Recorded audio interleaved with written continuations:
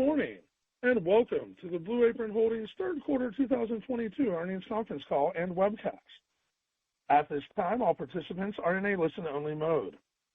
As a reminder, this call is being recorded today, Monday, November 7th, 2022, for replay purposes.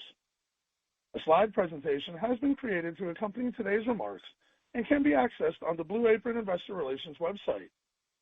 Should you need assistance, please signal a conference specialist by pressing the star key followed by 0. On this morning's call, we have Linda Findley, President and Chief Executive Officer of Blue Apron, and Mitch Cohen, Interim Chief Financial Officer. Before handing the call over to the company, we will review the Safe Harbor Statement. Various statements that the company makes during today's call about its future expectations, plans, and prospects constitute forward-looking statements for the purpose of the Safe Harbor provisions under the Private Securities Litigation Reform Act of 1995. Actual results may differ materially from those indicated by those forward-looking statements as a result of risks and other factors, including those described in the company's earnings release issued this morning and the company's SEC filings. In addition, any forward-looking statements represent the company's views only as of today and should not be relied upon as representing its views as of any subsequent date. The company specifically disclaims any obligation to update these statements. During this call, the company will be referring to non-GAAP measures, which are not prepared in accordance with generally accepted accounting principles.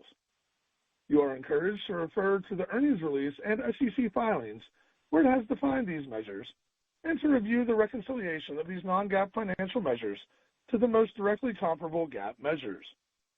With that, I would now like to turn the call over to Linda Findley, Blue Apron CEO. Linda?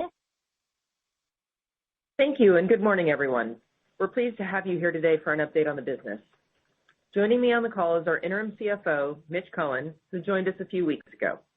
We are thrilled to have Mitch on board as we continue our search for a permanent CFO.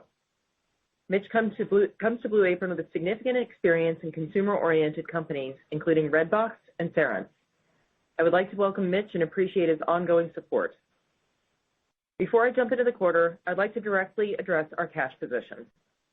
As many of you know, last month we made the decision to tap the public markets to enhance short-term liquidity and maintain compliance with our minimum liquidity covenant. We completed an at-the-market offering in early October, resulting in approximately $14.1 million after fees and commissions. We did so in light of not receiving the private placement and other funding that was expected from affiliates of Mr. Joe Sandberg, our largest shareholder, by the end of September. The proceeds of our ATM program enhanced our short-term liquidity and allowed us to remain in compliance with our financial covenants. We continue to remain in active discussions with Mr. Sandberg, and we entered into a pledge agreement with one of his affiliates.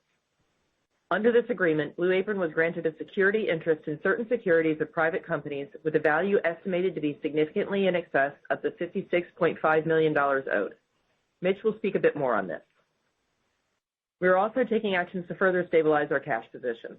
We are working closely with financial advisors to explore financing and other alternative avenues to manage our liquidity. Over the summer, we began identifying and instituting several cost savings and margin initiatives, including beginning to find additional ways to manage our cost structure and improve margins. In the third quarter, our variable margin was 32.2%, a reduction on both quarter-over-quarter and year-over-year basis. The decline was mostly attributable to higher costs across packaging and logistics. We plan to continue to identify other areas to further manage expenses moving forward. Additionally, we announced today that Chris Halkyard has joined our team as Chief Supply Chain Officer. This position replaces the role of Chief Operating Officer and is accountable for all fulfillment center operations, supply chain, and logistics and procurement. Chris comes to Blue Apron with over 30 years of supply chain and operations experience, specializing in fulfillment center operations management. His background centers on implementing processes to allow for more efficiency, better decision-making, and better cross-functional ways of working. We expect that this expertise will be invaluable to us as we focus our attention on improving our variable margin, increasing productivity, and enhancing quality. While we plan to provide a more comprehensive update on all efforts on our fourth quarter and full year results conference call, another area where we took notable action this quarter is in marketing. During the third quarter, we reduced our spend by 21% as compared to Q2 2022. We saw costs of marketing rise beyond sustainable levels, particularly in search marketing, and therefore we are adjusting spend and tactics accordingly. We are focused on optimizing our programs to return to payback within 1 year.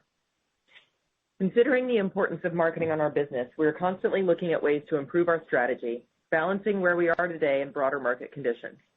Over the past few weeks, we welcomed Amber Minson as our new Chief Marketing Officer. Amber comes to us with over 2 decades of data and growth-oriented marketing experience that we think will be invaluable to our business as we move forward. Over the past 2 years, we built a solid marketing foundation, including significantly strengthening our brand equity. In parallel, we have also invested in key tech improvements. These efforts will allow us to shift our marketing strategy efficiently to be more data and performance-driven. Looking ahead, we are taking measures to be disciplined in managing the business and cash. We remain focused on our goal of long-term profitable growth. In Q3, we continued to deliver consistent key customer metrics. Average order value of $70.83 was a new company record, as was average revenue per customer of $340. Order frequency held steady at 4.8, down modestly from Q2 and in line with seasonal quarterly trends. The price increases implemented over the summer, along with our ability to continually provide greater menu options and additional variety, drove our success with these metrics. Total active customers over the 12 months ending September 30th was approximately 679,000. This was a decline of 1.3% from the equivalent period a year ago. As we mentioned last quarter, we believe our 12-month customer number represents a more complete view of the active customers in our business and smooths out seasonality. For the quarter, total customers were 323,000, down 7.5 sequentially and 7.9% year over year. Similar to Q2, seasonal and macroeconomic pressures on purchasing due to the inflationary environment drove a portion of the decline. We found that our marketing efforts in Q3 were less efficient than in prior quarters, which equally impacted our customer count. Our product pipeline also remains strong as we continue to innovate and provide our customers with new and unique ways to shop with us. As our latest offering, our new ready-to-cook recipes are resonating well with customers. These meals help meet their growing need for quick, convenient, and delicious mealtime options. Our culinary team executed a well-thought-out testing plan, allowing us to launch this product without introducing new ingredients into our pantry. So far, these meals are performing well and continue to receive high praise from our customers. In addition, we expanded the subscription experience to be more customer-friendly. Now, customers have the optionality to order as many recipes and add-ons as they want per week with no limitations. Our seasonal occasion-based boxes are also a big hit. Between now and the end of the year, we are helping our customers celebrate the holiday season. We introduced our biggest Thanksgiving offerings to date, followed by our new holiday roast box to extend the seasoning. These offerings are created to give customers the flexibility to tailor their orders to appeal to their party size, specific tastes, and dietary preferences.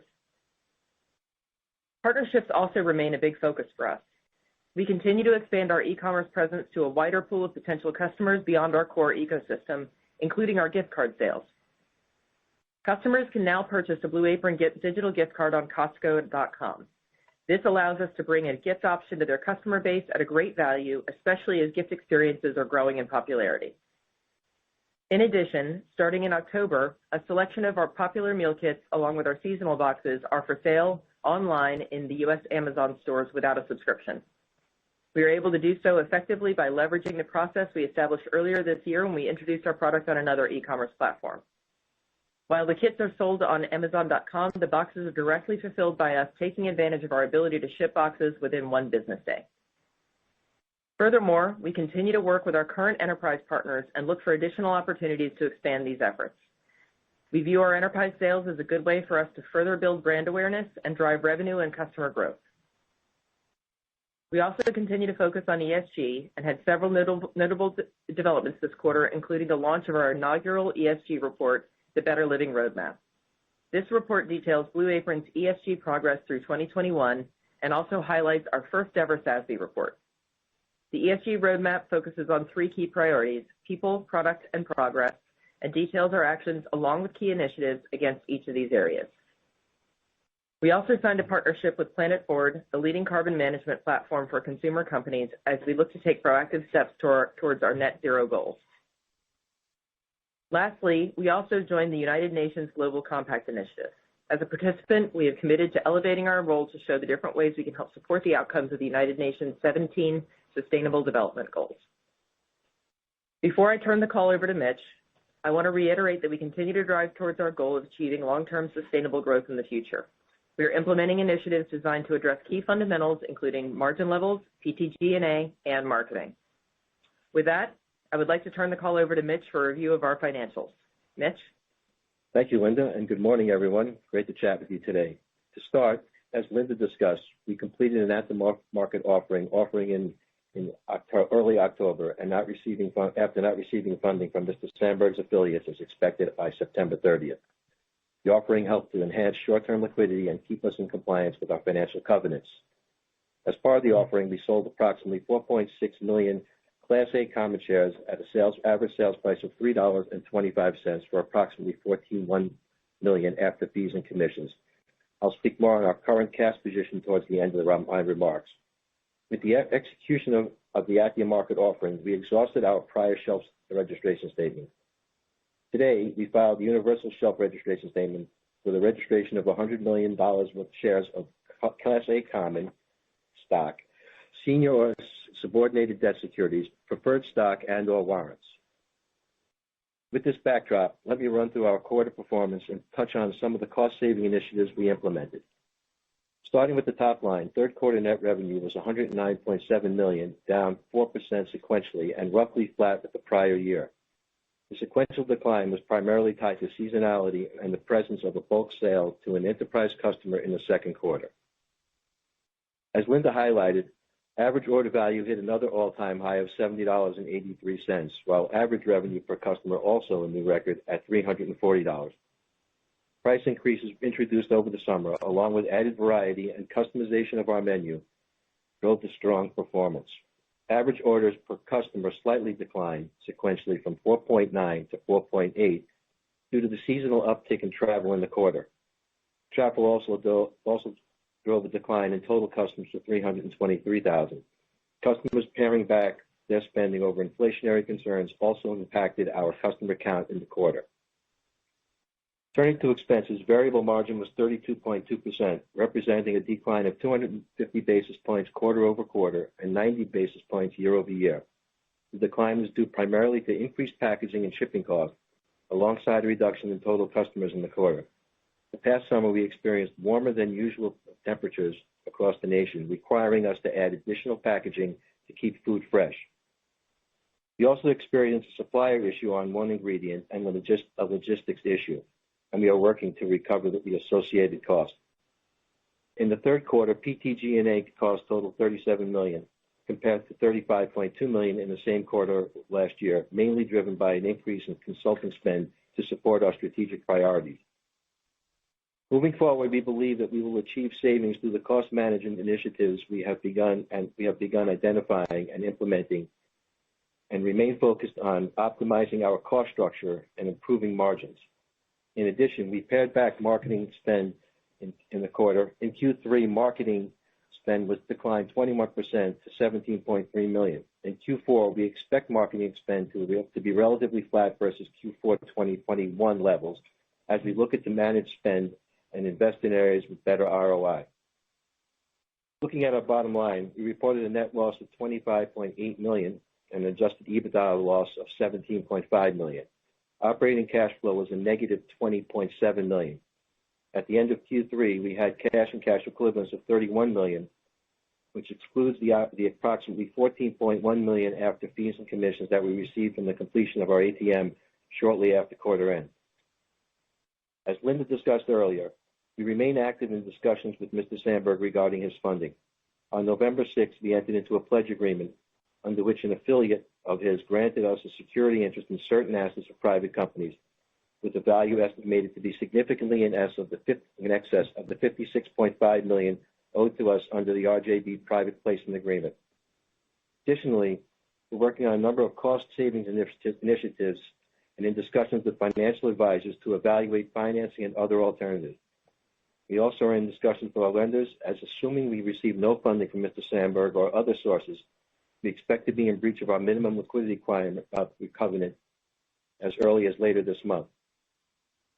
We believe the pledge from Mr. Sandberg affiliates gives us an alternative path to secure the funding and demonstrates to our lenders we are taking necessary steps the necessary actions to secure liquidity.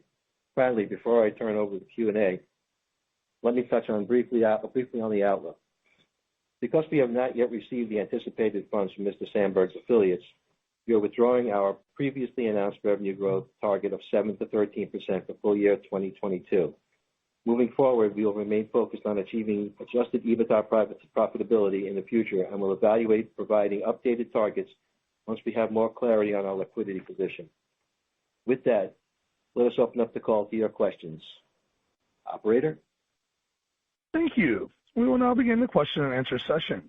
To ask a question, you may press star then one on your touchtone phone. If you are using a speakerphone, we ask that you please pick up your handset before pressing the keys. To withdraw your question, please press star then two. Today's first question comes from Maria Ripps at Canaccord. Please go ahead. Great. Good morning. Thanks for taking my questions. Linda, you've done a great job sort of diversifying your menu, and you have been investing in incremental marketing.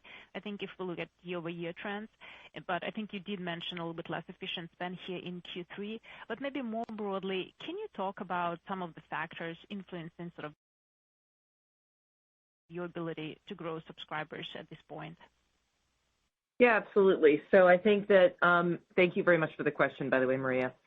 I think that there's several factors that we're looking at when we think about balancing, managing our cost structure and also looking at growing marketing.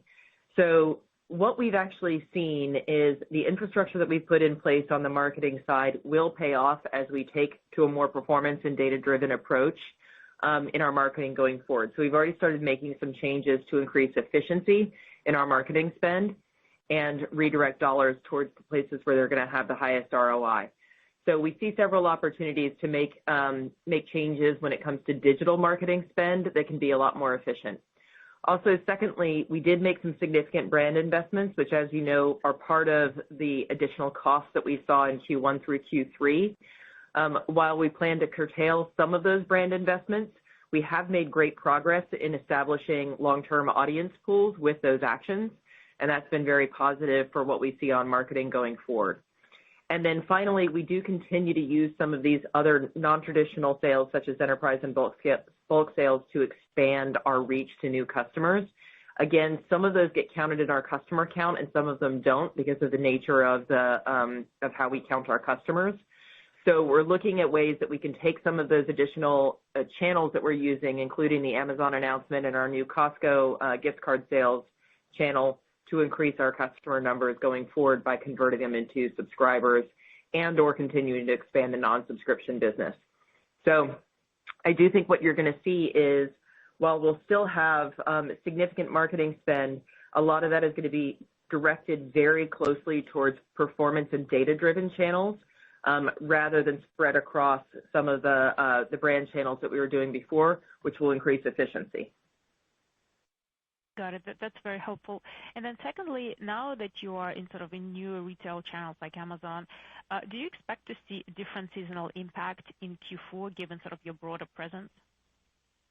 It's a good question, and I actually don't know that we're going to see different seasonal impact from those additional channels at this stage. It's still very early in the development of those new distribution channels, and we continue to explore more. I do think that you're going to see a bit of a difference in seasonal impact, partially because we are seeing shifts in travel trends, but also partially because we have introduced more of these seasonal and special occasion boxes, which have driven a lot of our seasonal growth in the past, and we now have new offerings that we didn't have in previous years. And so that's probably where you're going to see a slight shift in seasonal trends compared to, say, the additional channels, if that makes sense. Got it. Thank you very much for the call. Thank you. And our next question today comes from Dan Kumos at Benchmark. Please go ahead. Yeah, thanks. Good morning. Linda, just to kind of follow up on sort of that line of questioning, just maybe around messaging here. I know you guys made some prepared remarks around a little bit of curtailed spend from the consumer. You know, we've had this sort of, philosophical debate as to why the consumer isn't necessarily recognizing that Blue Apron is a better value than grocery at this point, given ongoing elevated prices at grocery.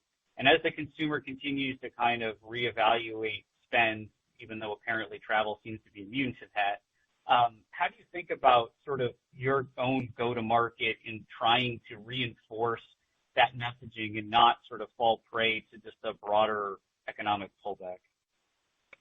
It's a great question, Dan, and I actually think that there's a couple of key aspects there. So in the way that we're approaching our marketing spend, by reducing them into the performance channels, we're able to, by reducing some of the upper funnel brand spend, because we've been able to build such a strong audience and we've been able to elevate the brand equity during the last 3 quarters.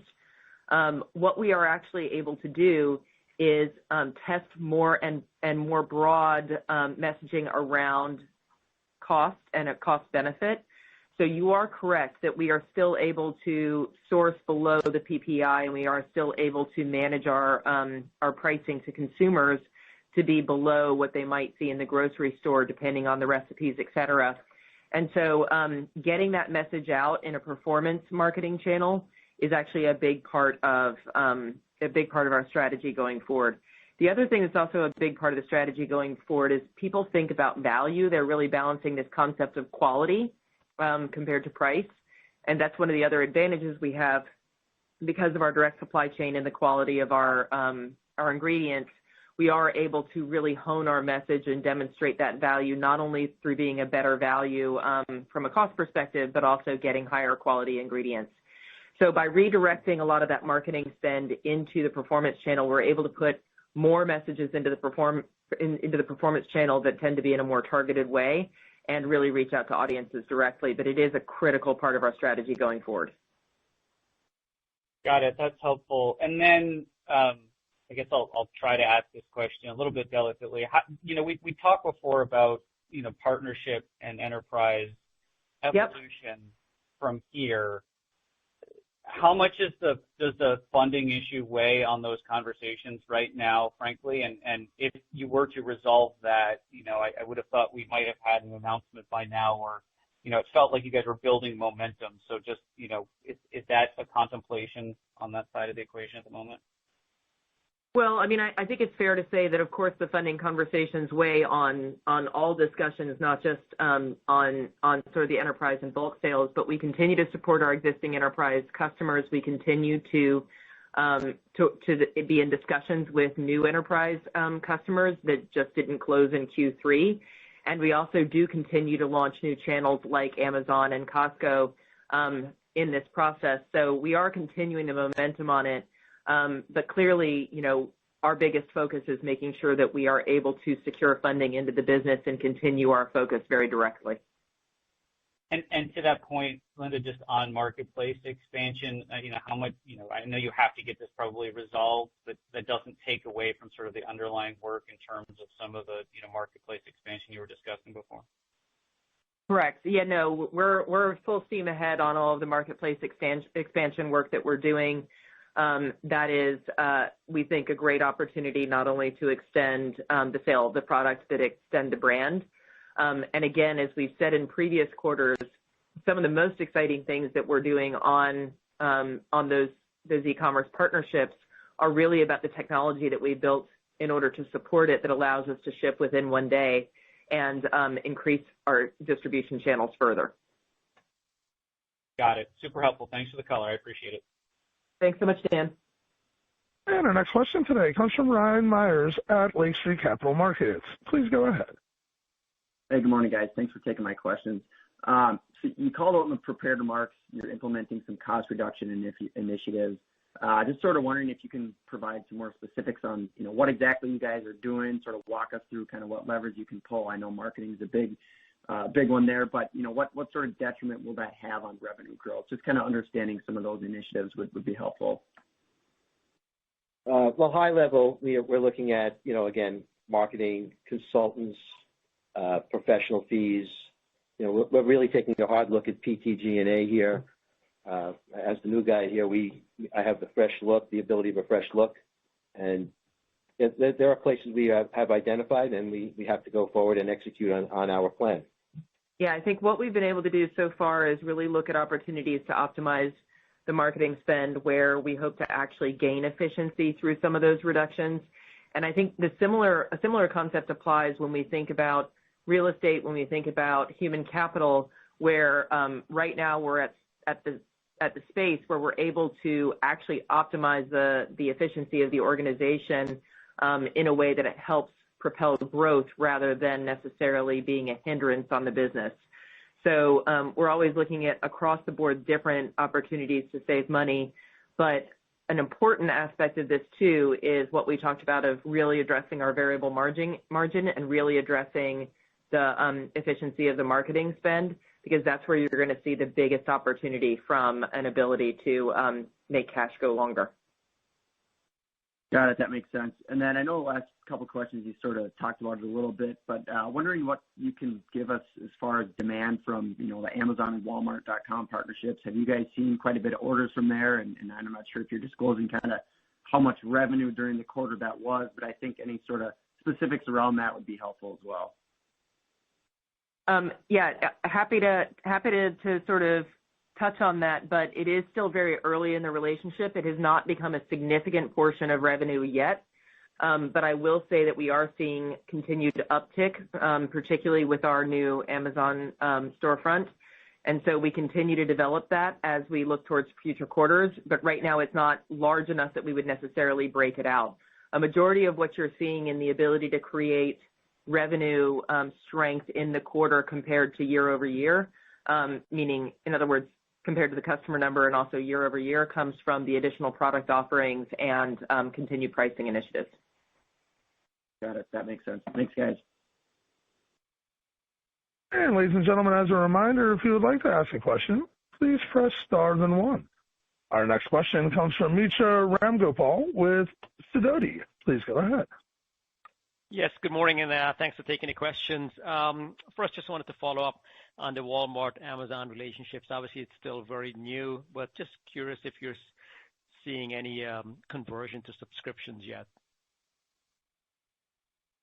So we're actually, we are seeing some conversion to subscriptions, but again, it is still new enough that we wouldn't necessarily reveal those numbers. Part of what we are seeing is some people do continue to want to buy non-subscription, even if they're buying every week. That's just something that they prefer to do rather than committing to a subscription. And then others are seeing the value of the subscription and potentially converting into it. But it is still very early. Okay, thanks. And we're almost midway through the fourth quarter. Are you still seeing a lot of pressure in terms of higher shipping, packaging costs, et cetera, or is that starting to stabilize? There has been some stabilization. Shipping remains an issue. FedEx and the likes have, the ability to just raise prices on us. Food prices are up only slightly, I believe. Labor costs have gone down a little bit. And packaging, we have seen some stabilization in packaging because, of course, the other thing to remember is Q3 is always our most difficult margin quarter because of the seasonality, and we had a particularly hot summer. So you're always going to see increases in packaging in particular in order to keep the food safe as it transports. So we do, they're not evidenced by the weather in New York today, have a bit of a reprieve when it comes to the heat on packaging. Right. Okay, no, thanks. And then I know it's delicate in terms of trying to implement price increases and keep customers. If you can maybe give us some more color on that front in terms of as you implement the increases, it's more about trying to recapture the food costs, or is it also just everything else in terms of, as you mentioned, the shipping, packaging, fuel, et cetera, and if that's having an impact in terms of the customer churn? Yeah, sure. So just as a reminder, we've done 2 price increases over the last year and a half or so. The first price increase was specifically to adjust for logistics and shipping. And then the second one was much more directed towards food costs as far as coverage. What we have seen from the customer is, again, we're seeing normal consumer behavior when you see economic conditions like this. But what you aren't seeing is necessarily people resisting the price changes, given the fact that we do continue to position as a better value than going to the grocery store in many instances. So I think that part has been an advantage to us, and that's part of what you're seeing the evidence in the continued record AOV and revenue per customer that we were able to achieve this quarter. Of people are understanding about the price increases, and we were very careful to make sure that we were remaining in line with competitors, but also a good value for the quality of ingredients in the box. Okay, thanks for taking the questions. Thanks so much, Mitra. Thank you. And ladies and gentlemen, this will conclude today's question and answer session. I'd like to turn the conference back over to Linda Findley for any closing remarks. Thank you so much. Thank you for your time today. We look forward to providing an update when we report on our fourth quarter and full year results early next year. In the meantime, if you have any additional questions, please don't hesitate to reach out to us directly. Thank you, ma'am. This concludes today's conference call. We thank you all for attending today's presentation. You may now disconnect your lines and have a wonderful day.